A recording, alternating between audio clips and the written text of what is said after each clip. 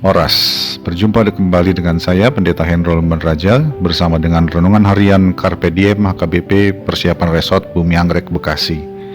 Kita akan merenungkan firman Tuhan di hari ini, Kamis 8 Februari 2024. Kiranya di hari ini damai sejahtera Allah yang melampaui segala akal memelihara hati dan pikiranmu di dalam Kristus Yesus Tuhan kita. Mari kita memulai perenungan firman Tuhan dengan bernyanyi buku ED nomor 489, baitnya yang ketiga.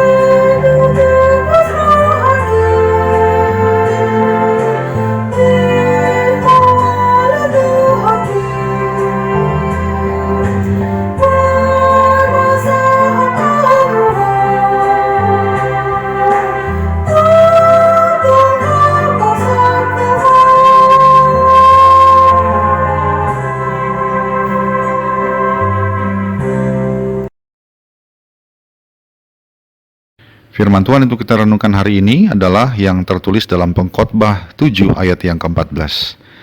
Pada hari mujur bergembiralah, tetapi pada hari malang ingatlah bahwa hari malang ini pun dijadikan Allah seperti juga hari mujur, supaya manusia tidak dapat menemukan sesuatu mengenai masa depannya. Demikianlah firman Tuhan.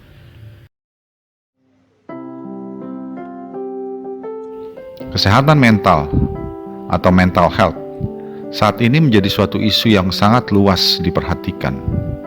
Penyebabnya adalah karena begitu banyak peristiwa bunuh diri yang terjadi, terutama yang dilakukan oleh para kaum muda dan remaja.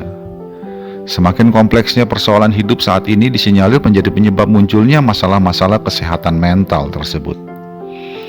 Di pihak lain, ahli psikologi memperkenalkan teori kecerdasan emosi, yaitu kemampuan untuk mengenali, memahami, dan mengelola perasaan-perasaan kita dan orang lain. Salah satu bentuk kecerdasan emosi adalah kemampuan untuk mengelola atau mengatur perasaan kita sendiri dengan cara yang sehat dan produktif, termasuk mengendalikan impuls atau perasaan negatif seperti marah dan kecemasan yang muncul karena situasi yang tidak diinginkan. Dengan kecerdasan tersebut, seseorang dapat mampu menghadapi stres, tantangan, dan konflik dengan lebih efektif, sehingga ia dapat mengalami kesejahteraan psikologis, kebahagiaan, dan kepuasan hidup. Kitab Pengkhotbah memberi saran kepada kita bagaimana mengelola perasaan kita saat menghadapi situasi mujur dan malang.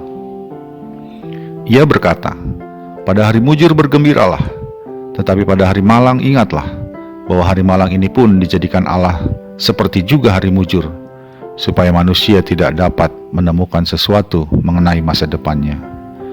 Melalui nasihat tersebut, kita diminta untuk bijak, yaitu proporsional dalam mengelola perasaan kita. Pada saat mengalami kemujuran, maka bergembiralah. Ungkapkan kegembiraanmu karena kemujuran yang kau alami. Sebaliknya, pada saat mengalami kemalangan, terimalah kemalangan itu dengan kesadaran bahwa itu pun adalah yang dijadikan Tuhan dengan maksud tertentu, yaitu kita berserah pada Tuhan karena kita tidak tahu apa yang akan terjadi ke depan. Pada saat kemalangan, jangan pura-pura tidak mengalami kemalangan. Terimalah kemalangan itu, bersedih dan menangislah oleh karena kemalangan itu. Sebab memang kemalangan itu ada dan menimpa kita karena Tuhan memberikannya juga bagi kita untuk maksud tertentu, seperti Dia juga memberikan kemujuran untuk maksud lainnya. Dengan demikian, berupaya menyembunyikan perasaan sedih adalah hal yang tidak baik. Justru pada saat kita merasakan kemalangan, maka bersedihlah dan ungkapkan kesedihanmu kepada sesamamu. Dengan menerima kesedihan, justru dapat menjadi tanda bahwa kita menerima kehendak Allah, dan berpura-pura tidak sedih justru dapat menjadi tanda bahwa kita sedang menolak kemalangan yang Tuhan jadikan bagi kita.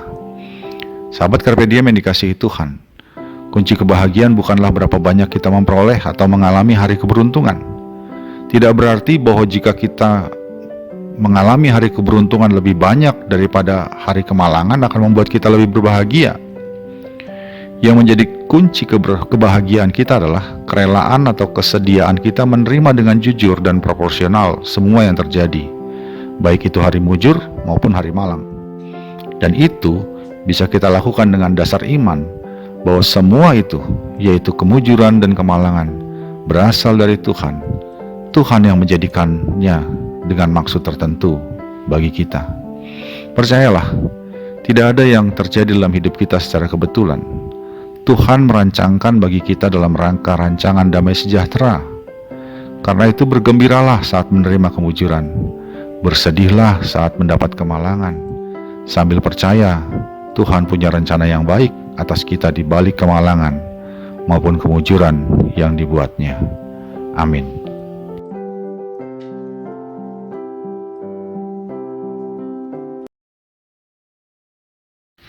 Marilah kita berdoa. Ya Allah Bapa kami, kiranya Engkau menolong kami untuk dapat menerima apa yang Engkau jadikan bagi kami, baik itu kemujuran maupun juga kemalangan. Sebab kami percaya semua hal Engkau jadikan dalam rancangan-Mu yang baik bagi kami. Dan ajarlah kami untuk dapat mengelola perasaan kami, baik ketika kami mujur maupun ketika kami malang. Dalam Yesus Kristus kami berdoa. Amin. Kasih karunia dari Tuhan kita Yesus Kristus, anugerah dari Allah Bapa kita, dalam persekutuan dengan Roh Kudus menyertai engkau sekalian. Amin.